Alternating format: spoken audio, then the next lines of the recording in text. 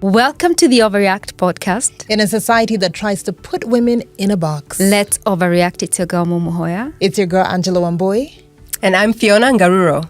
Yes, we have our amazing... You've been part of the community for so long, right? Absolutely, and absolutely. We're here sitting down, getting to know you better, and to, of course, talk more about the collaboration ahead. Yeah. So we can't wait to dive into that. Fiona, actually, she was one of our first guests for our very first webinar. Right? During the pandemic. Wow. Yes. Wow. Yeah. That's a long time ago. Yes. Wow. Oh my, the one you did with Adele. Exactly. Yes. Yes. Yeah. Yeah. An OG. You've been with us. Yes. You've been with us for that long. Yeah. Amazing. Definitely. So for those of you that may be tuning in for the first time, welcome. And to all of our OVAReact community, welcome back again. You can catch previous episodes on our website at www.sisterspeaksglobal.org. You can also catch previous episodes at Capital FM Kenya on YouTube. Make sure you're following us across all of our social media platforms at Sister Speaks 254, at OVAReact Podcast, and of course at Heels for Pads. Definitely. And we have to remind you about the OVAReact Hour. It is the last Wednesday of the month where we get to sit down with Anmo around the fuse from 10 a.m. to 11, and we delve on all and everything women, including all female playlist, just talking about what women want. Yes. And of course, we want to give a special shout out to Lockwood, who has provided us with a beautiful set and furniture. So check them out at the Two Rivers Mall. Yes, right next to Capital FM Studios. Yes, cool. Welcome. How are you feeling? I'm good. I'm super excited to be here. Yeah. Again, as I mentioned, I've known you ladies for a very long time. Seen the journey from day one. So super proud of you guys. Thank you. And really excited to be here. You're looking lovely. I love the yellow. It's like it's just popping. It's definitely warming up the set. Yes. Thank you. It is. Thank On you. a scale of 1 to 10, how are you feeling? Where you at?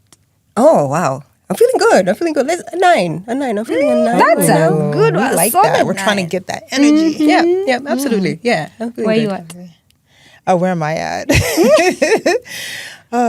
These are always long days for me, but I'm feeling like a solid 8.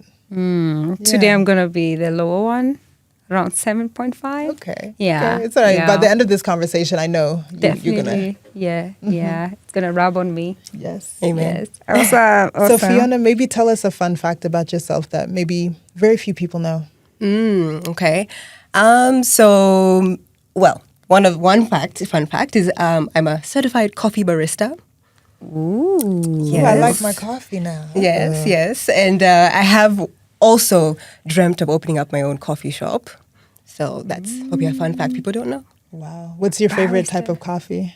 Oh, so I am a latte girl. I love my lattes. Yes, well balanced, coffee and the milk and the froth. Amazing. Yeah. That's something I always wanted to do, but being a sommelier one, so I'm still stacking my money to go to southern France. So you never know. Okay, all right. I love that. Awesome. Lovely. Girl. I thought you looked at me because you're jumping on the next thing. No, you go ahead. Okay, Sorry. cool. Okay. Okay. So, all right. You're starting. Go ahead. Okay, great. A barista.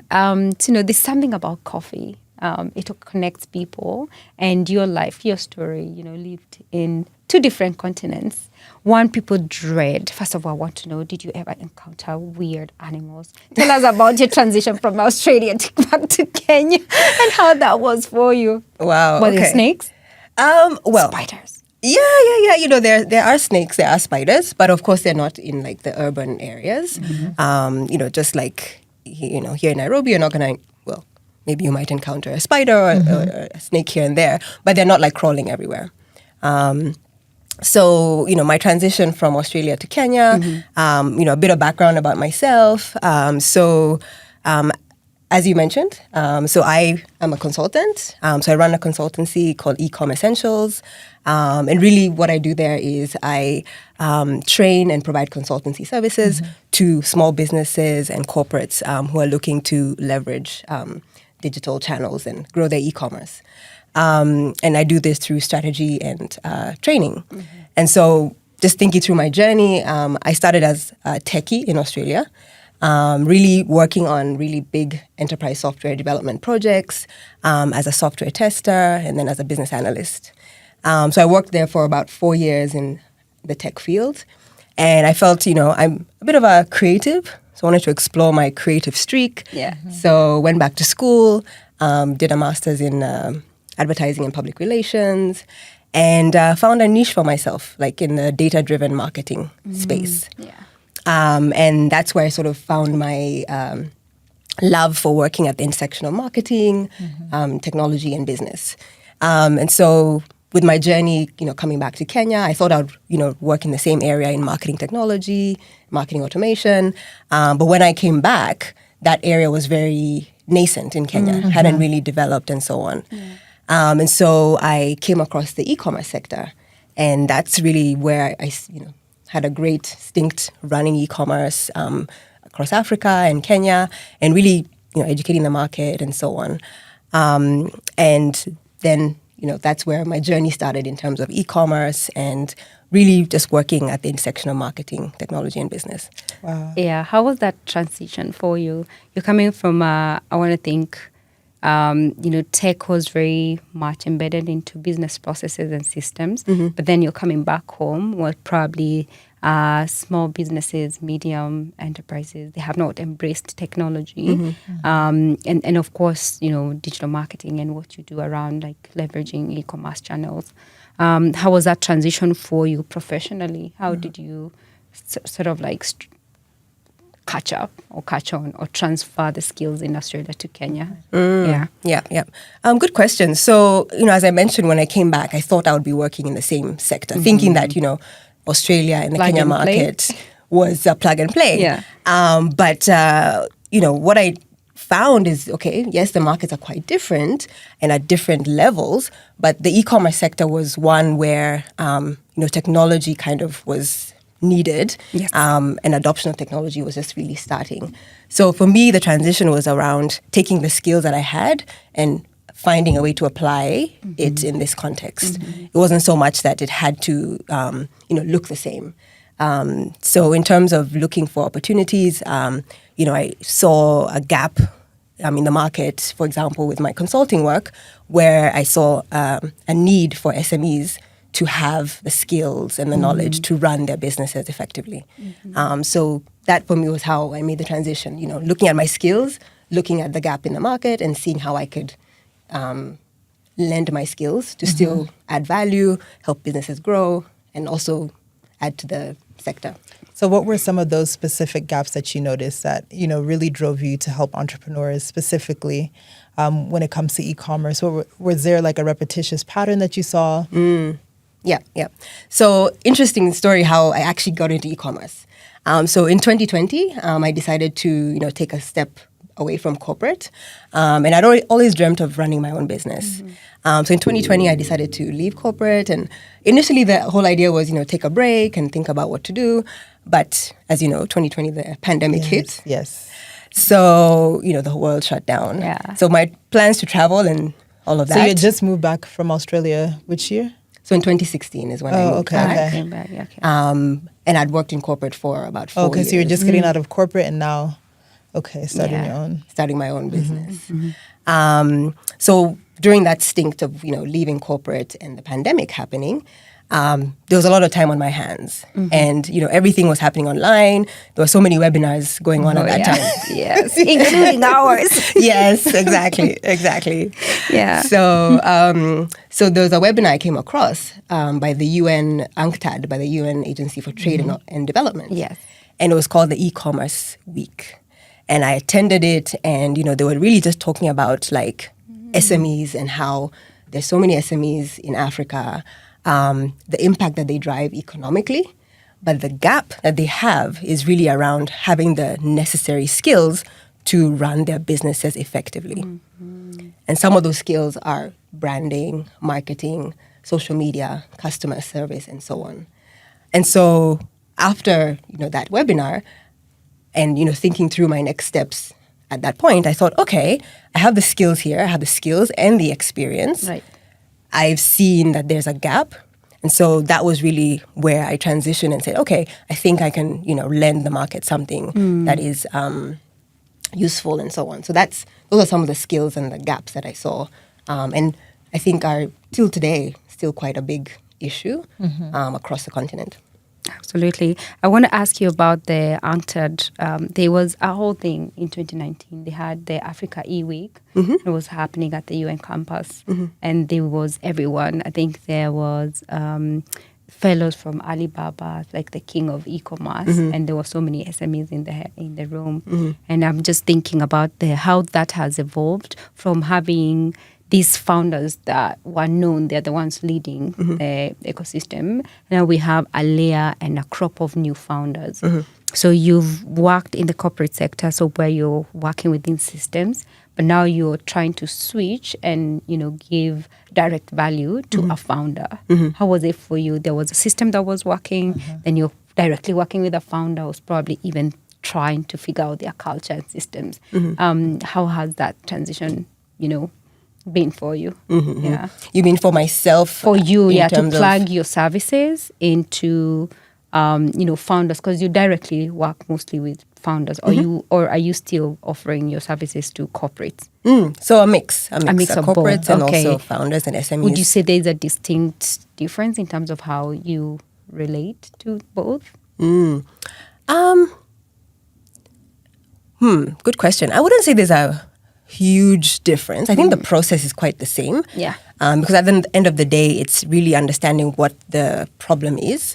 What problem is, the big corporate facing or the founder or the SME facing, and then tailoring my offering accordingly to their needs. Okay. Maybe I'll give a concrete example of a project that I worked on. So one of my first consulting projects was with the International Trade Center, ITC. Yes. And it was a project in 2020 where they were really trying to empower coffee businesses led by women to empower them with the skills to sell globally and export their coffee overseas. So a lot of the women who are in the program have great coffee. So they grow what we call specialty coffee, which is a high-grade coffee. So it's a single origin coffee, like the farm that it's coming from. It also scores very high on the cupping score, which is the global standard for coffee, excellence. Yes. However, they didn't have the tools to sell directly and to the market. Correct. And their market is overseas. So the project that I was on was really around how do we equip them with the knowledge and the skills to create a brand, number one. Yeah. Then to understand how to market that brand, and then how to serve their customers when they do reach their customers. I see. So this particular project, I took them on the journey of branding. What is a brand? As we know, many people think a brand is just a logo, but it's actually a lot more than that. True. It's around, your storytelling, understanding your origins. It's about your values, your tone of voice. So getting them to talk about that, about their coffee, and be able to solidify their brand message was one area that we worked on. Then the next one was around understanding marketing. Once you know your brand, now you need to tell your customers, about yourself. And also helping them to understand who is your customer. Your customer is someone in, a cafe in Europe. They're very discerning. Yeah, how do you speak to them? Exactly. How do you speak to them? What do they want to know about your coffee? They want to know how it's processed, how the community is affected by your practices. Yeah. They want to know how you process the coffee, the type of processing. Is it washed? Is it fermented? And so on.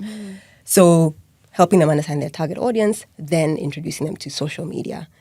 How do you create content? How do you use hashtags? So that particular project was, one tangible project where I lent my skills to SMEs who have great products but just didn't have the right skills to reach their market. I love that. And I think you've even mentioned like the age range for these women. Like what's that age, the demographic looking like for that project? It actually ranged quite a bit. I would say maybe mid-30s to maybe mid-50s. Wow. Yeah. Interesting. Yes. What are the entry barriers to e-commerce? I'm sure, for example, if you're talking to a farmer in Murang'a or Nyeri, probably there's connectivity issue, or most of them are either unconnected, unbanked, and this is something foreign. You're actually coming to tell them. So do you directly work with them, or you outsource other people to kind of like deliver this messaging to them in a language they understand? Yeah. So far on the projects I've worked on, I've worked directly with them. Okay. Educating them on these on marketing and branding and e-commerce. Yeah. Of course, the barriers to entry are, I think knowledge is the first one, because unless they actually know what it is, they don't know the opportunity that lies ahead of them. Correct. Connectivity was one of the things that we had an issue with in the project. We had the training done physically here, but for them to actually continually share and create content and all of that, when they went back to their various farms, they needed to have good connectivity. Yeah. And we could see, as we looked at their content, it was very, choppy. It wasn't very consistent. 1 week it's their socials are active. Yeah. They go quiet for a whole month. And, we found out that some of the issues were around connectivity and access to devices or access to a laptop where they could upload the content. Correct. So those are some of the barriers that we've seen. But the hunger was there. They were definitely interested and they wanted to learn more. And they knew the potential of, if they could get this right, they knew the potential that, hey, we could reach our audiences and we could export. Lovely. So even when it comes to reaching audiences, let's talk maybe about sales. A lot of people that are entrepreneurs and in business, they are good at, generating the business, but all that work sometimes does not exactly equate to sales. So, with your knowledge and your expertise when it comes to building power brands and using digital market tools, what advice do you have for entrepreneurs to translate their brand power into actual revenue? At the end of the day, you could advertise all you want, but somehow for some people, they're missing that winning element. Right, yeah. Wow. So sales is hard. Generally you're trying to convince someone to, part with money for a particular product. So I would say, number one, understanding your audience. Who are you trying to serve? What problem are you trying to solve? Is it a real problem, number one? Because I think sometimes SMEs or startups can be solving a problem that doesn't actually exist, and that's why the sale then becomes a little bit difficult. So first of all, starting with those fundamentals.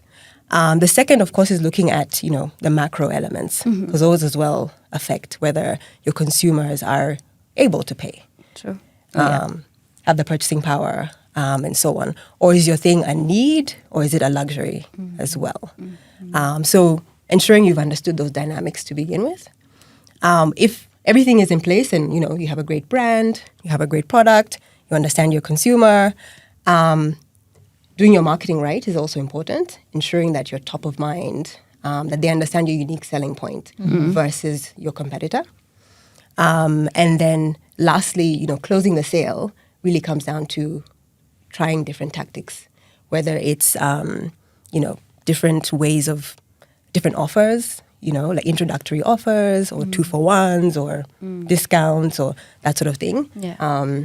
Really depends on which one of them can work to drive the sale. I'll give an example, maybe from my business as well. As a consultant, yes, I can do all the fundamentals of, I've created my brand, people are clear as to what I'm offering as an e-commerce consultant. Yeah. I do the advertising, on the various platforms, create that awareness and so on. But I found sometimes, I have to create some offers that are easy for my consumers to purchase so that they can at least try my product, try my service.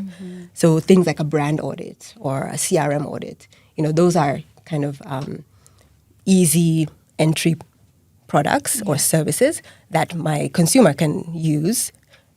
And then, we can talk about a much bigger project, for example. Yeah. So that would be an example of closing the sale, thinking of different sales tactics. Okay. Yeah. Okay.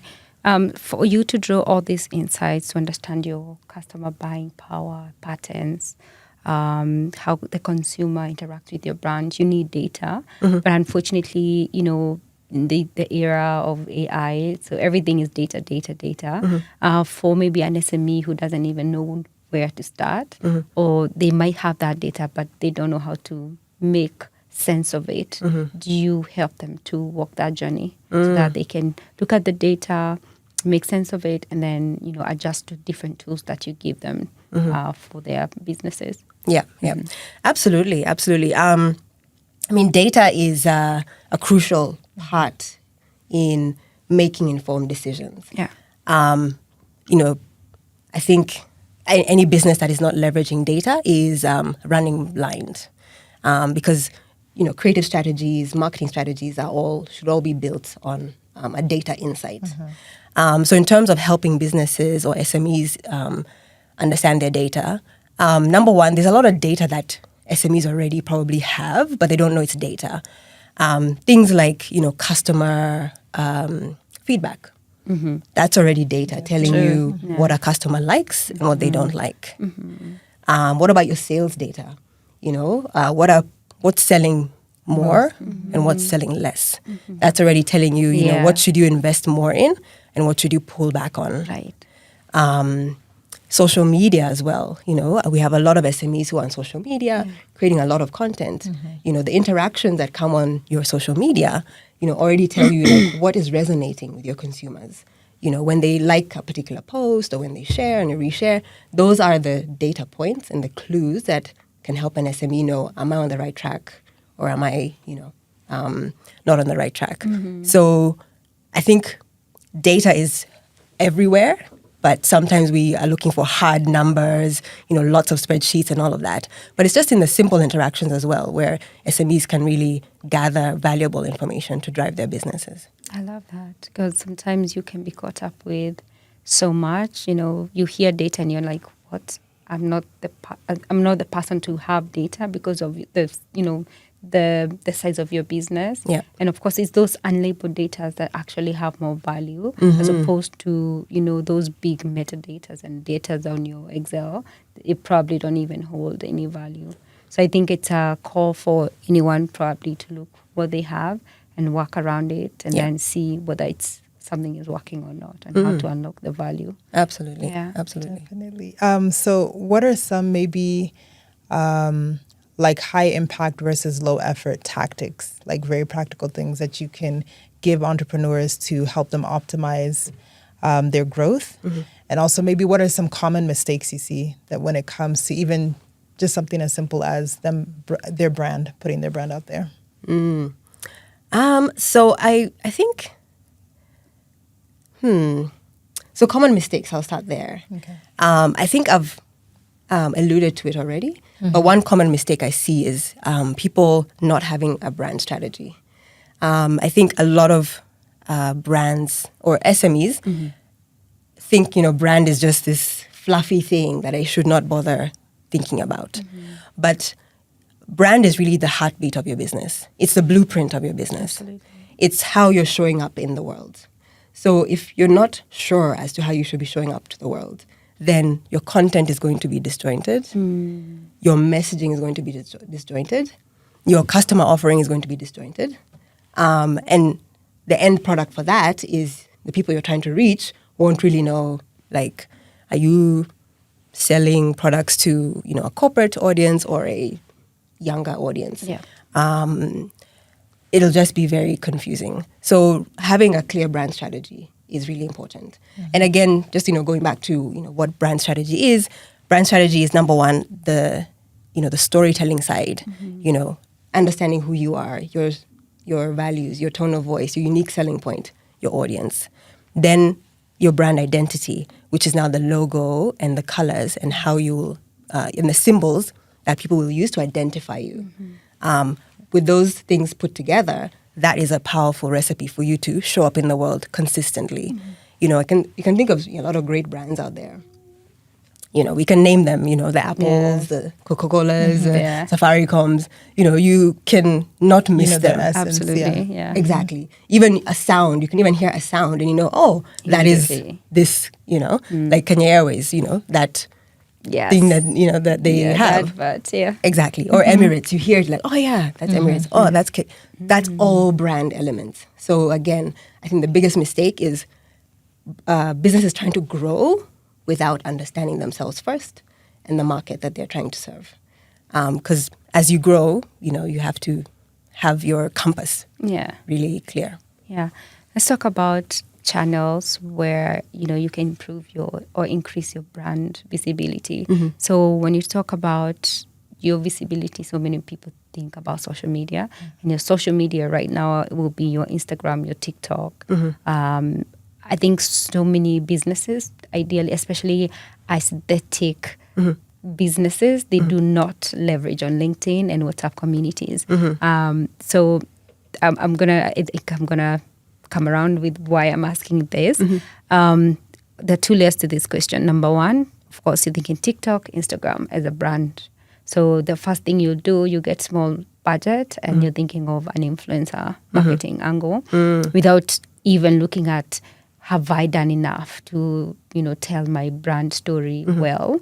Am I consistent in telling my the story of my products? Or am I even using the insights? Because I think there's Instagrams and Facebook, they give you that audit, the whole insight. I can tell you, non-followers, followers, they're interacting with you more. Yeah. And then, of course, they give you a point of conversion because I have this number of non-followers. Did one of them even buy one dress or one bag? One, you will speak about that one layer of blindly just going to influencer market. And I can attest, I have seen so many Kenyan brands going that way. But unfortunately, I don't think they convert. You probably get a few followers, but does it even give you? Does it give you back the money you invested in the influencer? Number two, we're seeing new channels opening up, the WhatsApp community, other channels like LinkedIn, of course, there's Telegram. There's a gazillion of, channels that you can leverage. Yeah. What have you seen work for many people? It could be, someone with a business in their kitchen, someone who has a massive go down. What really is working when it comes to that digital space? Yeah, okay. I know it's a mouthful. No, that's okay. That's okay.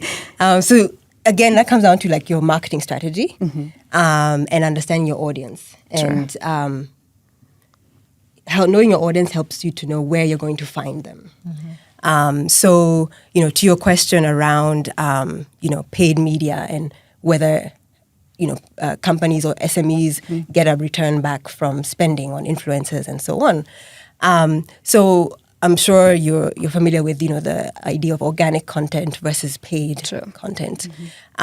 So paid content most of the time will not yield as much return if your organic content does not exist. Because what you're doing with paid media is you're amplifying to a very big audience and you're telling them, come to my shop, come to my shop. So when people come to your shop and your shop is empty, as in your Instagram page is empty, they're like, okay, why did you call us here? Yeah. Right? So, ensuring your organic content is well done, speaks clearly about what you're offering and all of that. Yeah. Then you can look to use paid media. Again, choosing the type of paid media, influencer marketing is a form of paid media. Yeah. It comes down to, again, understanding, the influencer you're picking, do they speak to your audience? What is their background? Are they well aligned with your brand?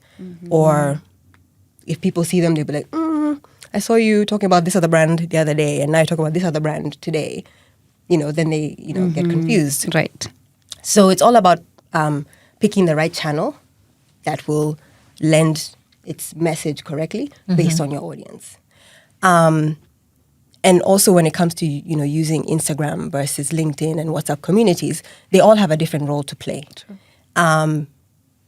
LinkedIn is a very, it's evolving very quickly right now, starting to look a lot more like, I can't believe they're reels. Exactly, like Instagram and all of that. But, LinkedIn was always that professional network. Yes. So if you're an SME, so I'll go back to the businesses I worked with in the coffee sector, we use their Instagram accounts for them to tell the story of their coffee production. So they were showing, the rolling hills of the coffees, the coffee berries, the whole processing from A to B of the coffee, and so on. Showcase themselves and, what's their strategy, as a business owner? What partnerships are they getting into in terms of selling their coffee? Are they speaking at coffee conferences and so on? That would be a great place on LinkedIn for the founder to showcase themselves as a business owner. And then communities are now a place where you bring together your consumers. And I think there's a big push now for consumers want to really interact with the brands. They want that conversation. They just don't want that transaction like I pay and then I go. Yeah, like connection. Exactly, connection. So WhatsApp communities now play the role of creating community, bringing accessibility to the brand, make it more human, and so on. So all of these channels have their roles, and it's important for the business owner to be clear as to why they're adopting each channel, and use it effectively for the right purpose. All very practical, makes a lot of sense. And through our Sister Speaks Global platform, we're actually going to be hosting a masterclass for SESA. Yeah. So maybe just touch a little bit on that for anyone that might want to participate. What can they expect? And what will you be covering? Yeah, cool. I'm so excited to be part of the trainers of the program. Yes. This is a passion for me. I really, really love working with small businesses because, again, I've really seen, the gap of skills, that they have, but then the impact the potential impact they have on our continent is great. Yeah. So to be able to equip them with the skills and then to see them fly, like that's really gets me super excited. So yeah. So as part of this course, I'll be doing 4 key modules. So the first one is called Articulating Your Brand. I think I've talked about this at length already. You have. Yes. The next one is around digital presence. So again, understanding, the digital landscape and where can you play as a small business. Again, it's going to be very practical. So I'm very much keen on making sure my training is practical and right-sized for the people I'm working with. So when I talk about social media and digital, I'm not going to be like, you have to be everywhere, so Instagram, TikTok, everything.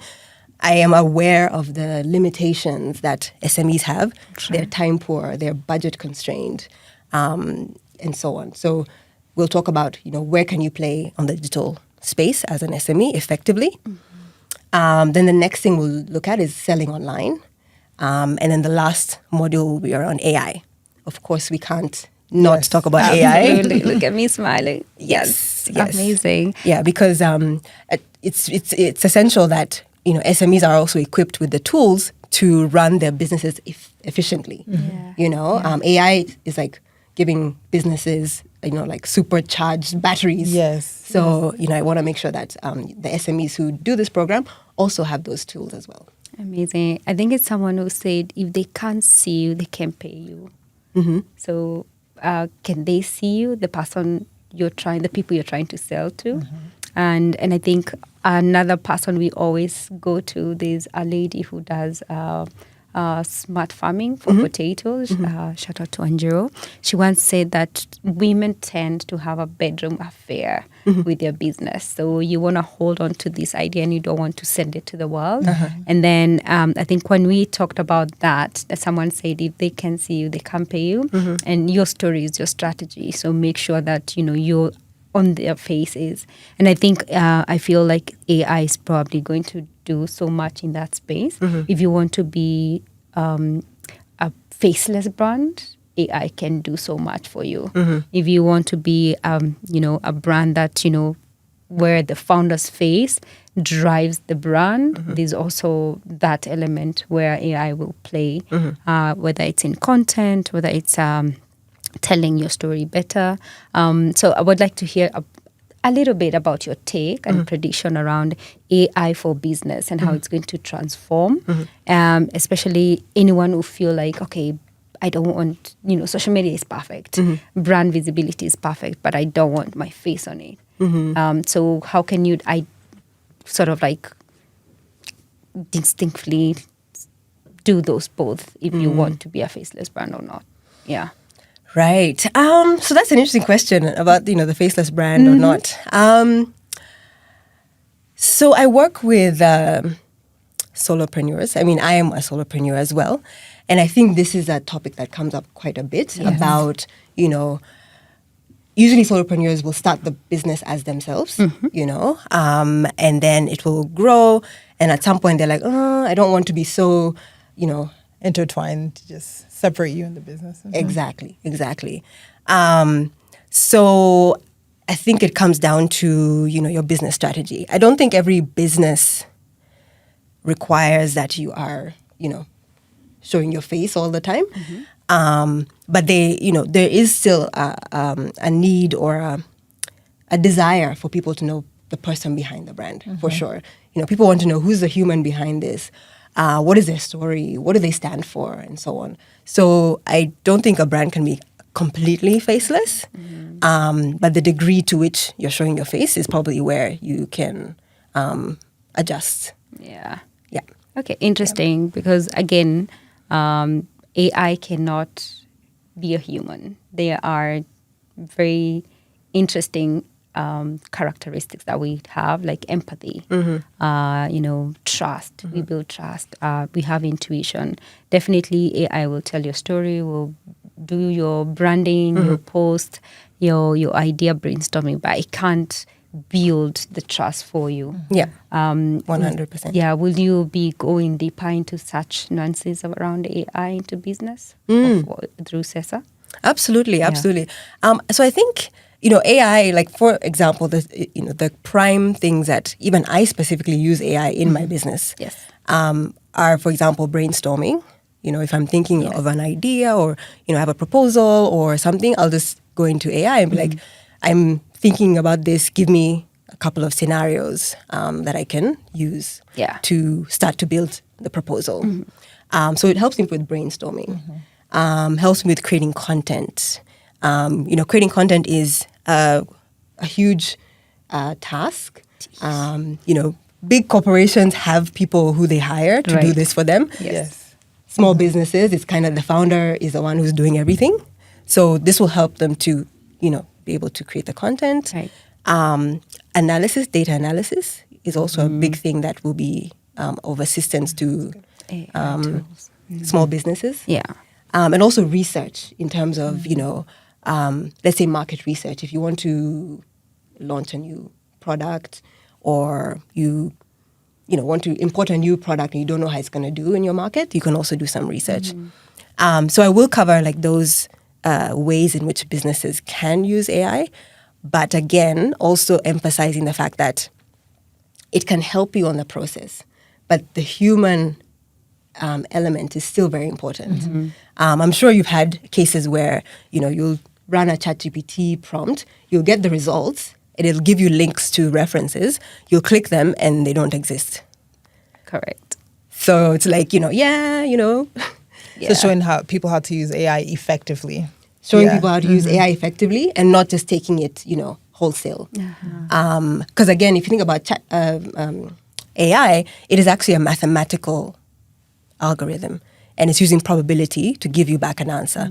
So it's actually just using math. So the probability of the answer being X is what it gives you. Doesn't mean that the answer 100% is what it has given to you. So that's where the human has to go through and say, okay, you gave me this proposal. Does it really meet what my need? Does it even sound like me or does it sound like a machine? Again, tone of voice, is really important. You want to sound like, Mo. You want to sound like Wamboy. You don't want to sound like some, heartless robot. Right? So again, that's what we need to... heartless robot. Yeah. Wow. True. Very good. It's really getting me very excited. I feel like everyone having moved to Kenya, one thing I learned is like no one has one business. No one is in one field. Everyone here is in multiple. You got to generate those multiple streams of income. Absolutely. So we're really excited for your masterclass. Thank you. But one thing I wanted to ask you on your journey as an entrepreneur, as someone that's also helping other founders and entrepreneurs, knowing what you know now, is there anything you would have done differently on your journey as an entrepreneur? Yeah. I would say maybe research more about the entrepreneurship journey, because it's actually not very easy. Yes. I think there's obviously there's a pull when you want to run your own business. The reasons people do it is, you want autonomy, you want to have impact, you want to be your own boss, and all of that, which is all good. Right. But the reality of running a business, really, hits you when you get into it. You're creating new products, you're trying new products, you're not getting customers, you're running ads, nobody cares. So for me, maybe doing a bit more research around the entrepreneurship journey. But I'm also glad that, I've had these experiences, learned a lot along the way, grown my skills in terms of, being a business development manager, social media manager, trainer, speaker. I also got to learn a lot from this journey. And I also get to then help other women or businesses with my knowledge and my experience. So all in all, it's been an interesting journey, but I'm glad that I can help others along the way as well.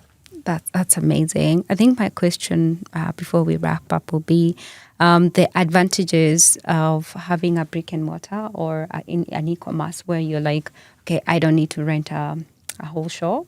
My brand I might need storage, but I don't need it. So for anyone who is looking to launch their first business and they feel like, oh, it's so hard because you need that goodwill, you also need those licenses, and we know they are a lot in this country. The easy way to plug in might be a website where you can sell your stuff. What would be your advice for someone who's either toying with both ideas? What would be the easiest way to go, especially where we are in terms of business atmosphere and stuff like that? Yeah. Well, there are a lot of advantages of selling online. As you mentioned, things like you don't have to invest in a brick and mortar store. You don't have to rent. Right. You don't have to incur the cost of having a sales assistant, who you're paying every day. Yes. And all the other costs that come with having a brick and mortar store. You can just have a easy Instagram shop, open it like right now, put your products and everything. So in terms of if you want to start quickly, definitely, online is the best way to go. But again, depends on your product. Does your product require people to touch, to feel, to taste, and so on? That could be something to think about. Okay. But again, you can always think of creative ways to tell the story online. So it really, if you're looking for something that's not too expensive from the get-go, definitely selling online is the way to go. Yeah. But again, selling online means you also have to invest a lot in building trust. Because people go, to your shop on Instagram, they don't know if you're actually going to, deliver on time and so on. Yeah. So you need to have put in the right processes to deliver on your customer promise. And that's one of the big things that where e-commerce businesses fail is that trust element gets broken by very simple things like, not responding quickly to messages. It's like, are you guys open? Are you still in business? What's going on? So you lose a sale, right? Yeah. Or the annoying one. What's the price? DM. Right? Exactly. Yes. Yes. I'm always like, unfollow, not interested. Exactly. Too long. The process takes too long. Yeah. Yeah. I think also just navigating online shopping it's a hit or miss. It's a very big gamble. I've gone to a swimsuit shop where I was like, oh, I saw some cute swimsuits and they had so many cute ones that I was like, oh, let me just go to the shop and try them all on, only to find it didn't exist. Exactly. I was like, bruh, I would have dropped a smooth 10K or something and not gotten a single swimsuit. Exactly. Yeah. Exactly. So the scamming is real. But there's multiple ways to kind of sift through and figure out if it's real. But yeah. Absolutely. Yeah. So the easiest way, as you heard, don't be a scammer, but you can start with Instagram, right? Yeah. Start with Instagram. Even start with WhatsApp. WhatsApp is a big sales platform in Africa. Yeah. So, WhatsApp status, start there, but make sure you deliver on your promise. Yeah. absolutely. I so like you can also have your business catalog on your, profile. It's a whole. And I love how engine. people have inspired the models for all these different platforms. Right. Because WhatsApp Business did not exist, Yeah. some years ago, but because of the way people were using it, they were able to draw inspiration from that and create a platform, a system for businesses. Yeah. And staying on tech, for anyone who's feeling, I'm a solo entrepreneur, and I have to do social media, I have to do, lead generation and stuff like that. What kind of quick tools can you share with them now and maybe during the masterclass? Like the quick tools, whether freemium or they can pay a small fee, that can even take that off load from them. Yeah. Okay. The power of those tools. Yeah. Oh my goodness, there's so many tools. So many tools. Where do I even start? Depending on what they need. Like a website, if they want a website, there are some, Wix is a good platform. You can easily create something. Of course, the Instagrams of the world, the TikToks of the world, the WhatsApps of the world. If you're into things like, email marketing and you want to collect emails, tools like MailChimp, they all have a free element to them. True. Up to a certain level of contacts. And I think they're pretty generous with their contacts. I think maybe 1,000 contacts to begin with. It's pretty good. Yeah. What else? ChatGPT, of course, and any other AI tool out there that you can use, for research or brainstorming. There's so many. I'm sure you all can even talk about the tools that you use, the AI tools as well. There's so many. I only mentioned ChatGPT because it comes off the top of my head. And that's what most people know. Yes, Yeah. yes. But of course, there's Perplexity, there's Grok, there's a lot. A gazillion of them. It's actually one that I came across called Validation AI. So if you're looking to validate an idea, so it brainstorms with you and it gives you all the facets of your business Canva. It's like it generates a business model Canva for you. So it looks at the total addressable market, what are the projections like, customer discovery, channels and resources that you can tap into. And this is all free. Can you imagine if you... Amazing. It's amazing. Wow. I was like, what? Yeah. I can do this, Yeah. and I've been toying around with it for a while. Yeah, it's really dope. Yeah. Yeah, and even can give you a pitch deck as well. Wow. You just have to refine and strengthen. Yeah. Yeah. The power of technology, if only you know. And if you want to learn more and know more, you better come to the CESA masterclass. That's going to be guided by Fiona. Fiona, if anyone out there wants to learn more about you, follow your journey, your courses, where can they find you? Excellent. So I'm on LinkedIn. So Fiona Ngaruro on LinkedIn. So I share a lot of content there in terms of e-commerce and marketing technology. Also, I started a podcast recently. Amazing. What's your podcast called? So my podcast is called MarTech Unraveled. And really it's around talking about the area of marketing and technology, the intersection of marketing technology. Ooh, I love it. And everything that comes in that area. So you can find me on Spotify, Apple, and YouTube, MarTech Unraveled. And Amazing. There's something very important you didn't mention, that you are the marketing director for Women in Tech, and we're super excited to be also partnering with you for the upcoming Women in Tech branch. So truly working into marketing and tech. Yeah. So just wanted to point that out, that, beyond what we did in 2020, what we are doing with CESA, there's more, room for collaborations between ourselves. absolutely. Yes. Great. Looking forward to it. Yeah, same Lovely. here. All right. So for all of you out there, make sure that you're following us across all of our social media platforms at Sister Speaks 254, at Heels for Pad, at OVAReact Podcasts. And of course, you can check all our episodes out on Capital FM on YouTube. Definitely. And this is your home of everything from tech to marketing to e-commerce to wellness. So make sure that you tune in. And if you would want to be part of the CESA program, please visit our website, which is www.sisterspeaksglobal.org. And you can contact us through the supporters. So you're going to see our email there. And then we're going to send you all the information that you need, including the sign-up form. So it comes at a fee because, if information is not all that free. Probably the valuable information is not free. So it's worth your while because we have experts like Fiona. So if you're a woman founder or maybe someone who's just interested to see what the world of business offers, this is the masterclass for you. And you can be the part of the thriving women founders ecosystem by yours truly, Sister Speaks. Yes. Yeah. All right. It's been an amazing conversation. Once again, a shout out to Lockwood for the amazing set and furniture.